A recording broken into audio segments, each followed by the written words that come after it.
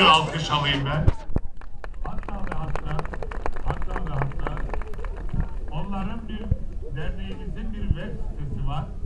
İkiz ve ben hocam ikiz ve diyorum. @güneyazder.com @güneyazder.com adresinden de Azerbaycan'la ilgili, Güney Azerbaycan, Kuzey Azerbaycan'la ilgili. Hocam Güney Azerbaycan, Kuzey Azerbaycan. Evet, en yaralı yerimizden birisi de budur. Bizi belki diğer en yaralı yerimiz sadece bizim yok, Türk dünyası. Maalesef dünya bu konuda hem kör hem sağır oldu. Hiçbir zaman insan hakları derken bir milletin ikiye bölünmüşlüğünü, ikiye parçalanmışlığını görmek istemedi. Maalesef bugün de görmek istemiyor. Ben bunun çok küçücük tarihçesine değinerek bundan bahsetmek isterdim. Azerbaycan bir ülke abi. Bir coğrafi sınırları olan bir ülke. Ve Azerbaycan Cumhuriyeti 1918 yılında kuruldu diyoruz. Ama bu Cumhuriyet Azerbaycan'ın bir kısmında kuruldu. Ve 1813-1828 yıllarında değişik tarihlerde Kacarlar Devleti ile Rusya İmparatorluğu arasında çıkan savaşlarda Azerbaycan ülkesi, demin bahsettiğim bütün Azerbaycan ülkesi ikiye ayrıldı, parçalandı.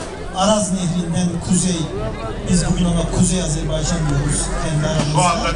Şu andaki Azerbaycan Cumhuriyeti ve 1918-20 yılında da orada kurulmuştu. Burayı iyi dinleyiniz lütfen. Şu anda bağımsız olan Azerbaycan, Kuzey Azerbaycan ve nüfusu 9 milyon civarında, evet, 9 milyon aşkın ama şimdi burayı iyi dinleyin. Ama Güney Azerbaycan. En esası bizim esas Azerbaycanımız güneyde.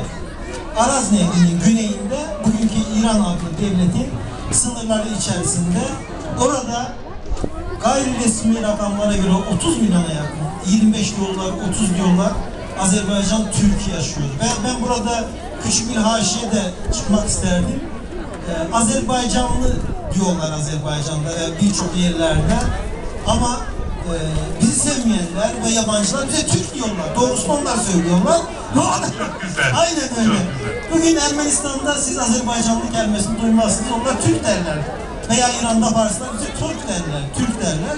Ve işte bu Türk memleketi, bu Türk vatanı ikiye ayrıldı. Bizim orada milyonlarla bacımız, kardeşimiz orada kendi haklarını almak için, kendi haklarını, ana dilinde eğitim hakkını, okul hakkını almak için isteklerini, taleplerini dile getiriyorlar. Ve Kuzey Azerbaycan hiçbir zaman Güney'i unutmadı. Sovyet döneminde bile uzun şiirler yazıldı. Tebriz ve Bakü'yü karşılaştırarak gözyaşlarımızı adeta bu şiirlerin içerisinde yoğurduk, sakladık. Ve rahmetli Bahtiyar Vahabzade'nin bir Gülistan poeması var, büyük bir şiir. Gülistan köyünde 1813'te imzalanmış o mukabele, o anlaşma, o menhus anlaşma ki bizi ilk defa taksim ediyordu.